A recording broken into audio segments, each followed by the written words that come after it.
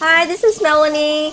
Thank you for watching. I've released this video on how to make this grilled chicken with thighs, Asian grilled chicken thighs, and today I am showing you how I enjoy this over rice. So was the delicious recipe. Go to my grill playlist and check it out. So here I am just having some steamed rice and cut up my chicken. I also enjoy this with some tomatoes. I didn't have any cucumber, but I drizzle a little bit of a sweet Vietnamese sweet fish sauce with pickled carrot. Don't worry, I have videos for the sweet fish sauce in the sauce playlist for you, and the pickled carrots also. So if you're interested in those videos, recipes, go check them out.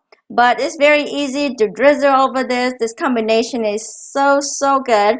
It's a little sweet, a little salty, and the combination and the marinade chicken thigh is so good over a little bit of rice. If you're on a low carb, can you throw this? You can throw this over a salad. But I'm used to growing up eating over rice, so here I go. And also, don't forget that scallions in oil. That is, I love that. We all love that. I will put a lot more of off camera.